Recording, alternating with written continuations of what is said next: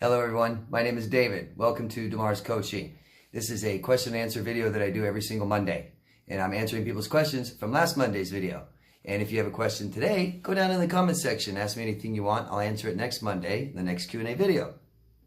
What I'm doing is I'm helping people recover, heal from trauma, emotional pain, suffering, relationships, dysfunction, finding themselves, having more functional relationships, learning, teaching people how to meet their emotional needs, stuff like that.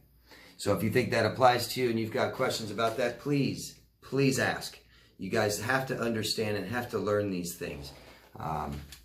Don't just take people's opinions or what people believe as just face value. Learn for yourself. Try to understand everything so it makes sense to you. That's the way we alleviate shame. Okay? So, what I do is besides answering people's questions every week, I like to recommend something to people to help them with this. Whether it's an author and their books, or another YouTube channel, or maybe supplements, things like this that you can take, alternative therapy. And this week, I'd like to recommend something that maybe many of you already are aware of and own. Something called a weighted blanket, a heavy blanket. And this will help better sleep. Some people call it an anxiety blanket. I know people who are suffering from trauma, CPTSD, PTSD, emotional suffering, pain, traumatic things like this, that we usually don't get sleep very well. We are hypervigilant and we maybe can't get to sleep, or we wake up often. This is supposed to help with that.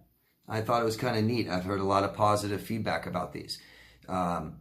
Of course, like always, I use Amazon, so I'll put a link down in the description box if you guys are interested in seeing what these weighted blankets are all about. But it's just a heavy blanket for your bed. It comes in all sizes, different colors. And for some reason, every time I think of these, I've known about these for a little while. Every time I think of them, I think of the movie So I Married an Axe Murder. Mike Myers, Human Blanket. If you guys know what that, you ever seen that movie? If you haven't, go watch it. It's a great movie. I promise. So anyways, yeah, that's my recommendation this week. Weighted blankets or anxiety blankets. And follow the link down in the description box to the Amazon site that sells them if you're interested. Thank you.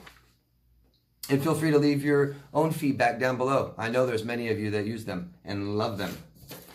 So let's get started with the questions. First one is from Heather in Ontario, Canada. Hello, Heather.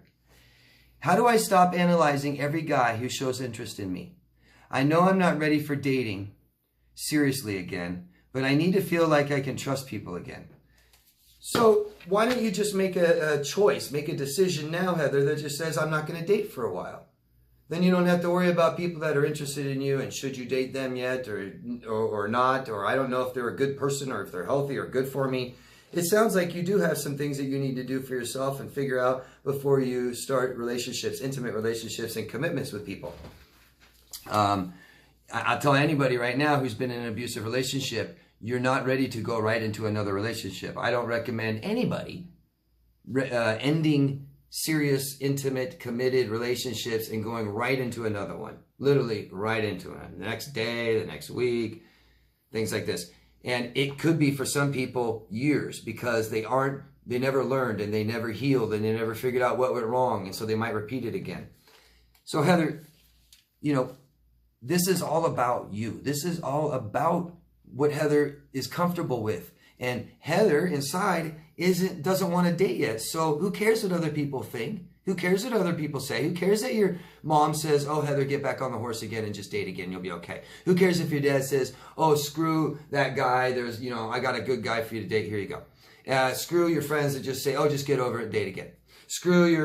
Right. The only person that knows what's the best for you is you. So if you have that feeling that you don't want to date yet, then don't. It's that simple. One thing we always have is time, right? We have time. Take your time, Heather.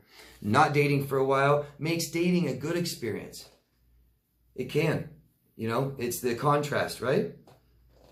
I think we put a lot of pressure. I think people who have found themselves in abusive relationships don't listen to what they really want and what they need. And they worry more about what other people think and what other people tell them they should do. You said you need to feel like you can trust people again. And I want you to know, Heather, that this is about trusting you, right? Because there's going to be people out there that you can't trust. And there's going to be people that make mistakes. There's going to be people that you trust and they are going to still hurt you. But you want them to not keep doing it. Things like this. And it's about communicating. It's about how do I go out into the world and navigate through emotional life and relationships and not keep getting hurt. Okay, Heather, it's not all entirely about nobody else in my life anymore, right? So take that time so you feel comfortable, so you heal from what has hurt you, so you have a better positive outlook on life. And then we start slowly with friends. You know, why don't you start being more friendly to guys? Stuff like this. Start, you know, if an intimate relationship is the ultimate biggest relationship, then start with smaller ones, friendships, stuff like this, okay? But really, we need to start with the relationship with ourselves and listen to ourselves telling you you don't want to date yet. Okay? Thanks, Heather. And another Heather from Detroit, Michigan. You get around, Heather. I have loved seeing your growth over the years and following your lead, saying hi and thank you. Oh, thank you very much, Heather. That's very, very nice. I appreciate you saying that. Thank you. Helen, don't know where you're from. Oh, that always reminds me. I always forget. Please, you ask a question, just leave your location, guys. That's it. Tell me where you're from, okay? I'll try to remember to say that more often so you guys do that. Thank you. Helen makes a suggestion. Helen says, look on YouTube, a touching short intro of a book titled Inhaled, I-N-H-A-L-E-D, by Isabel Duval, a friend, story of a narc's prey. So thank you, Helen. Yeah, if you guys are interested, look on YouTube, type in a touching short intro of a book titled Inhaled by Isabel Duval. Sounds pretty good. Thank you, Helen. Mia from Stockholm, Sweden. Hello, Mia. In my experiences, they get older. A narcissist behavior gets much worse. Why is this? Is it that they think they're still invisible and their looks, opportunities are deteriorating? That's a good guess. I mean, that's pretty good. Yeah. I mean, aren't narcissists all about, you know, our egos, everything outside our bodies, everything we put on our bodies, that looks, makeup and jewelry and all this stuff, right? So if those fade, then who they are and their self-worth, their value fades, doesn't it? And so it's that they don't have that real self-knowledge of who they are, then they don't have that to fall back on. They put importance on their looks, and then their looks fade, and now what, right? But I don't think that. I think it goes much more than that. Trying to realize that having personality disorders means that you probably don't meet your emotional needs, and those are the most important things in your lives. You must meet your emotional needs. If you don't meet your emotional needs, you're sick. That's my opinion.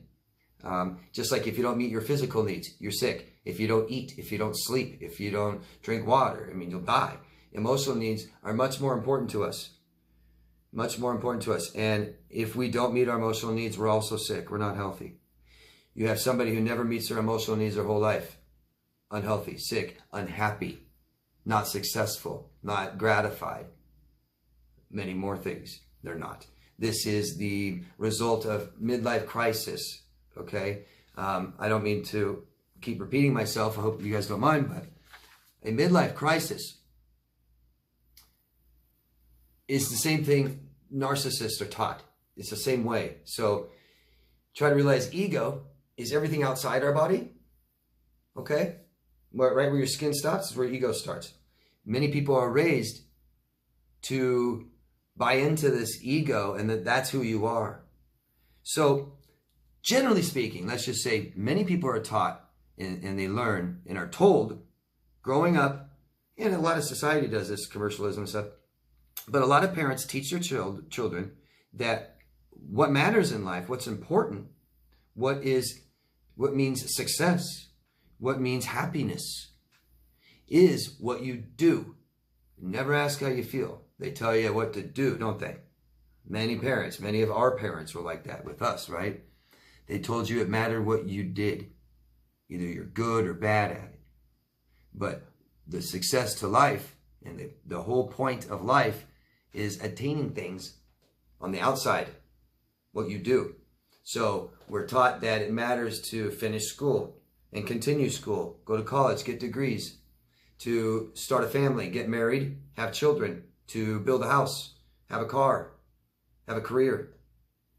And it takes time to do these things. What's a midlife crisis? What, around 40, 40, 45, 50, 35, middle life. Because it takes that much time to achieve these things, to attain them. But you get every one of them, right? You get the degree, you get the family, wife, husband, children, you get the career, you get the house and the car. And it's just like, since you never stopped to care about how you felt about anything, you're not happy. And these things don't matter. And then you don't know what to do. That's it. A narcissist is taught that that's what is important.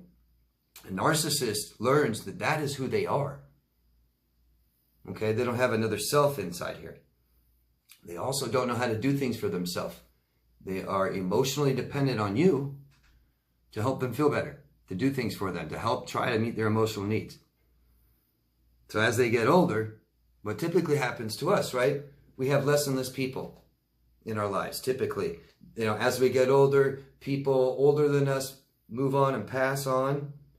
We lose a lot of friends, and we go from 100 friends in high school to 50 friends in college to 25 friends in our late 20s to, it just gets less and less to where we have just a few good friends, hopefully.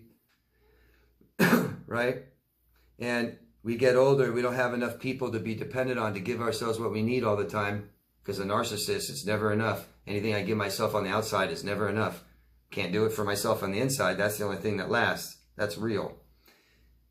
So as they get older, they never give themselves what they need. They get sick. They're dependent on people, and they lose all these people in their life. And looks fade. Money isn't enough. House, car, career, family, none of these things really matter. What really matters is something they never, ever experienced. Love. So that is my opinion of typically why narcissists can get worse, so to speak, as they get older. But that's not always the case. Some narcissists, people with personality disorders, period. Sometimes they get better. Hormones drop. They're able to handle their emotions easier. They may learn some things that help them navigate in relationships a little better and stop abandoning maybe so much. Maybe they stop abusing so much. A little more awareness. Okay? It's on the individual, isn't it? So, but I like what you said. Is it that they think they're still invisible? Yeah, right? They don't have a self. I mean, the borderline is the person screaming there, screaming, saying, I exist, I am. Thank you, Mia. Nicole from Portland, Oregon. Hello, Nicole. This is a shorter version. I hope that's okay, Nicole. If I lost something in this, please ask me again. And to everybody, if I miss your question, if I misunderstand your question, read it wrong, if I answer it wrong, if you don't understand me, anything, ask me again, guys, please. Sometimes I just miss people's questions too. I don't know what happens. Sometimes I don't see them, or maybe you guys ask after I look at the questions and I miss it. Just please have some patience and just please keep asking again. Thank you. So, Nicole, this is a shorter version of Nicole's question. My ex lost his home, stayed with me until my roommate kicked him out, then stayed with his boss, his female boss, for some time. And he told me I'm not allowed inside and never let me in. He told me she flirted with him and made sexual advances towards him. He said I would never sleep with her because she is fat and ugly. While fighting, I showed up at their house a couple of times, and she would not talk to me. He yelled at me outside, telling me I'm horrible, but he will give me another chance. Is this triangulation? And is it likely they had some kind of intimate relationship? I don't know if they would have had an intimate relationship. How would I know, right? You would know better than me, so it doesn't do any good for me to guess. But I'll get to that because there's something very important. Yes, this is triangulation. This is somebody else involved in your relationship, and it's horrible. It's abusive. It's a way for him to get emotional attention. Remember, we're talking about meeting emotional needs, right? When somebody's doing something you can't understand, it's usually they're trying to meet an emotional need. It may not be a correct way, it may not be a healthy way. Okay? So out of the many emotional needs that there are, let's just say he's trying to get his emotional attention. That's emotional need. Attention, emotional attention. So he definitely has your emotional attention, doesn't he? He's trying to get security, making sure you don't leave him. Weird, right? But if someone can get, if he can get somebody to cry and be upset and try harder and promise and swear and all this stuff, then maybe they won't leave me. I'll put them to the test. I've had all kinds of weird things, man. I had a borderline girl once. I barely knew her, dated her a couple times, and everything seemed to be fine during a conversation. She turned around and socked me right in the mouth out of nowhere. And she just stood there like this. I figured out later she's put me to the test. Will you take this? Because it's going to be bad. Our relationship's going to be crazy. You better at least be able to take this. Just know now it's going to be bad. And I left. But they'll do crazy things that don't make sense. Because we're meant to do these things for us, for ourselves. On the outside, it's not enough. It's not how it works. It's unhealthy. And it's not enough. Never enough. That's why it needs to be constant. So anyways, there's probably other emotional needs they're trying to meet. But this is triangulation. Whenever there's another person involved, right? You're talking about another person, and I can come down with all kinds of different examples, but let's just say, yes, it is. Yes, and I'm sorry. Don't ever let anybody do that to you again. Now, here's the point. And this might, I don't know how everybody feels about this. I'd love to hear. Do you think they had some kind of intimate relationship? Now, so many people have been in relationships with narcissists, and they get in this problem, this fight of, I think you're cheating on me, but I can't just keep accusing you. I don't have proof, and they'll never admit it. And we know that. We know that even if they do cheat on us, they won't admit it. And we know that we have to catch them, and we want to, because we don't want to just throw away a great relationship if they're not cheating on us. Doesn't matter. It doesn't matter what you do, only how you feel about it. It doesn't matter what other people do, only how you feel about it. Trust me. Really think about that and let that sink in. If I'm in a relationship, or let's say I'm married, and I think my wife is cheating on me, and she just says no. Now what? Didn't make me feel better. You see that? I need reassurance. I need absolute 100% confidence, because emotional security is number one. Emotional security. I need to have absolute confidence you won't leave me, that you won't cheat on me, that you won't lie to me, that you got my back no matter what. And if I don't feel like that, it needs attention, period. It needs to be addressed immediately, and it doesn't matter if they're not cheating. Doesn't even matter if they're not cheating. It's still a problem. You feel that way. Why? Fix this. Feel better, and it's your responsibility. Don't put it all on them. I know, crazy. It gets complicated. Also, realize somebody that says, I won't cheat on you with this person because they're fat and ugly. How does that feel? That's not security. What if she was skinny and pretty? Now what? Also, I personally, this is personal, it's up to you, but me, I don't want people in my life that judge people based on looks and weight. Do you? Because if you have somebody that you want to, if you commit to somebody who judges people on looks and weight, you better never get fat, and you better always stay beautiful, no matter how old you are.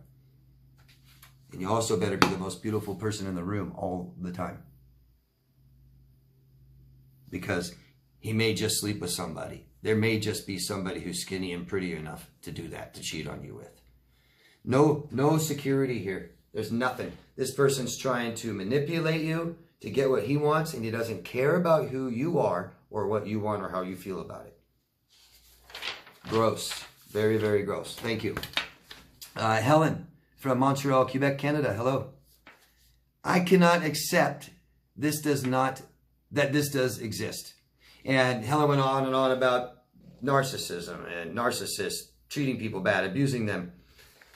Vampires. Helen even used the word vampires. So am I going to be detoxified one day? It seems so deeply ingrained. And that is what depression does, Helen. Depression, we got this little voice inside that tells us to watch out for things, to keep us alive, right? And if I stayed in a really bad toxic relationship where this person hit me and beat me and cheated on me and lied to me and stole all my food and stole all my money and ruined all my things and told people I was a horrible person, but I stayed alive, that's all that matters. Don't change anything. That's why our brains don't like change. If I take a right step and I survive, I don't want to take a left. I know I have to, but really, our brains are that simple. That little voice that tells you these things doesn't know jack, okay? It doesn't know anything. So you tell that little voice the truth. And you tell your little voice inside your head, because that's thinking, and that's not who you are. Thought is just like seeing and hearing and talking and thought. That's it. That's not who you are. You aren't who here. You aren't what you hear. You aren't what you say. You aren't what you think. Okay? So tell yourself the truth, just like you tell other people. Just like when somebody says you're a horrible person, you say, no, I'm not. When your voice in your head says you're a horrible person, you say, no, I'm not. You correct it. Okay? I know it's hard to do. You're going to be detoxified one day. Starts with getting the toxic energy out of your life. Step number one, something that a lot of people don't understand.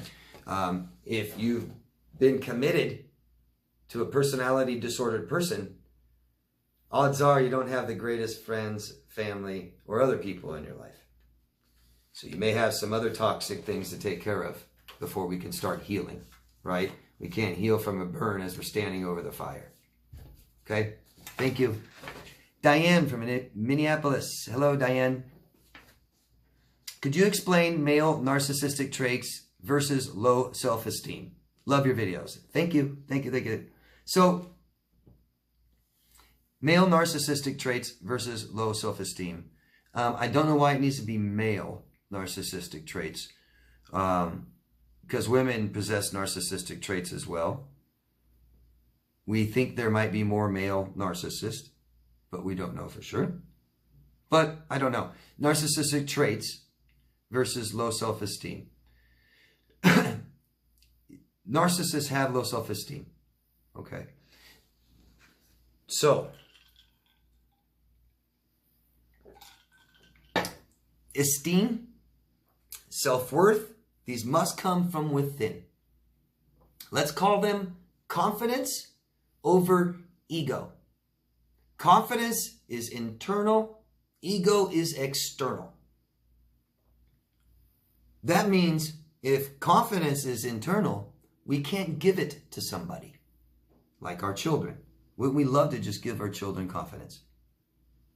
We give them the courage to try. We encourage them. Confidence comes from experience. It has to be at least a positive one or okay. Successful one, great. That's real confidence, right? They tried, they won, they'll do it again. Low self-esteem comes from comparing ourselves to other people, okay? That is external, isn't it? I'm looking at somebody and I'm saying, am I good enough? Comparing them to them. Well, how could you do that, right? What are you comparing yourself to other people? The only thing you can do is looks, outside, external. It's not who you are. You can't compare who you are to someone else. Only what you look like, what you sound like, what you feel like. That's the only thing you can compare or be similar to other people. You can have shared values and morals, but you can't compare. Who's better? If you're comparing, you want to know who's better. And if you have that in your mind, then you're not accepting the fact that we're all equal. Okay? And that's a narcissist's major problem. We're not equal. And I'm not just talking, gender or race. Okay? I'm talking being a human being. Humanity. Narcissists don't have confidence because they don't do things for themselves internally. They're emotionally dependent on people. So people give, and give. When narcissists were children, they were given everything they ever had. I'm not saying they were given everything they ever needed. They were given everything they ever had. They grew up in a world based solely on external. Who you are is what people see. Ego. So they're always going to compare. We're not equal. I think of it as instead of linear or instead of horizontal. I think of we're all equal as horizontally, right? We're all equal. All totally different, but we're equal. And I think of it like pack animals, like dogs. Dogs believe they're above and below another dog, every other dog. It seems like they're above or below, right? I'm an alpha or beta or, and that's how narcissists think. The problem doing that thought, with that way of thinking, right? You'll always not be good enough. There'll always be someone better. There'll always be someone better looking, okay? And if you start a child with low self-worth and telling them they suck, low self-esteem, and telling them that all you are is what you look like and what people think of you, they'll never have enough self-esteem. They will only have ego, and it's cockiness. Someone, I'm so good, and the second you tell them they aren't, they explode on you. They don't know who they are. It's not internal. They need you to tell them. Hope that makes sense, Diane. If not, just please keep asking me questions, and thank you very much. Where are we? Got one more. Segura Gal from sunny California, and sorry if I'm saying that wrong. Is it normal to still feel a bit off at times after almost 2 years of not being with my ex? It's tough to date now. I sort of lost a little hope in men. Any suggestions? Yeah, I mean, this is typical. Oh, I don't know, normal. I was just going to say typical. I mean, extremely typical. I mean, most people do not do what they're supposed to do. They don't. They just don't. People want to feel better. People have been feeling bad, and they've been ignoring it. They've been shoving the depression down. They've been ignoring and walking away and hiding and covering up anxiety or accepting it their whole life. And they don't feel good, and they didn't know how to change it or fix it. Now it's too much to handle, and they don't know what to do. So it's trauma time. Oh, shit. So I'm going to make myself feel better, and then it's better. I'm better. Okay. But typically, if we do that, right, we're saying narcissists are bad. I just need to look out for narcissists. That's not it. There's so much more work to do. I would ask yourself, what have you done besides just 2 years, besides time? So the time made you feel a little better. But what have we learned? So ask yourself, what have you learned from this relationship? And don't tell me anything about another person. What have you learned about you? This experience was not to learn about Tom or Steve or whatever his name is, okay? That's not why you had this experience. And that's not why it was probably the biggest, worst one in your life. If so, I would learn a lot more. Learn a lot more. It's all about you. Not the external you, internal you, about who you are. You lost a little hope in men. You lost some hope in humanity. That's you. You lost a little hope for yourself. Right? That's what you're saying. I lost a little hope for myself to have relationships with men. I try to get that hope back. Okay? Start looking forward to things in your future. Right? And start trying to just be friends with men first. Start trying to see the benefits of the male species rather than just an intimate partner. Okay? Try and find some other qualities and stuff like that. But it's about you. Start learning about you. Really. Start learning about why you got into this relationship or these relationships and why you've had these traumatic experiences. How to avoid them. It's a void. I'll just tell you right now. It's a void, probably.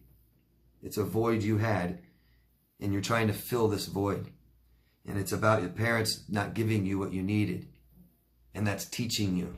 So you need to learn how to give yourself what you need. You need to learn to give yourself what you thought that man that you were with was giving you.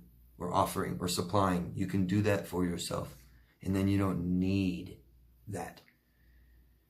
My idea of marriage and children, relationships, stuff like this, is I have people I enjoy and people that share in same moral values as me. I like to have as many of those kinds of people in my life, as different as they may be, a wide variety of people that all share the same value or same morals as I do, right? And then if there's somebody that I just can't be without, and I want to be close to, and I just can't live without them anymore, I may ask them to marry me. And if we have children, great. If I realize I can't afford them, I can't do this, and I try not to, but that's it. Nessa from United Kingdom. Hello, Nessa. I'm going to do one more, guys, for part 1. I'm trying to understand hypocrisy and narcissistic abuse. Are all people with NPD hypocrites? It would help me avoid these types if it is a red flag. Well, how about you just avoid hypocritical people? What if I said narcissists aren't all hypocrites? Would you then not avoid hypocrites? I hate hypocrites, right? Who cares? Who wants hypocrites? It's people that don't know themselves, right? I am this. I am honest, yet I lie. I am loyal, but I've cheated. I have integrity, but I hit you back and call your names back. People don't know who they are. Sometimes narcissists don't have a self. Okay? So you ask the narcissist who they are, they're not going to be able to tell you. They're going to start telling you things you want to hear. They're going to start telling you things that are on the outside. They are not confident. They are scared of judgment. They are scared of, some of them are scared of abandonment, rejection, intimacy, things like this. Lots of fears with them. But I think being hypocritical is just a real, right? We call it projection. Yeah. I mean, my stalker, who's made videos about me for 2 years now, will say, look, he does this, he does this, he does this. And the very next week, this person will do it. Or they'll do a bunch of bad stuff and then they'll say, look, he does this, he does this. Yeah. Talk about hypocritical. Projection. Yeah. Hypocrites. Hypocrites are people that don't know who they are. Don't have a self. Don't even know what they value or morally value. I mean, they can say, this is important to me, you know. And if they say it's anything internal, anything moral, they probably don't show it. What's really important to them might be external world. Money, status, cars, jewelry, clothes, makeup, jobs, all that stuff, right? I think it's just that easy. And I'm not saying hypocrites are narcissists and all narcissists are hypocrites. Well, actually, most narcissists are hypocrites, aren't they? If not all. They really are. Hypocritical people. You'll catch them all the time being hypocritical. All the time. Sit there and tell you who they are. I love people that tell you who they are all the time. I'm this, I'm that, I'm this, I'm that, I'm this, I'm that, I'm this, I'm that. And they change. Now I'm this, now I'm this, now I'm this. Now that's hypocritical, isn't it? Thanks. That's it for part 1, guys. If you want to help me, please subscribe to the channel. Please vote up or down, comment, ask me questions. Post this in different places, social media, give it to people who might benefit from it. Thank you all. Love yourself first. I'll see you in part 2. Bye.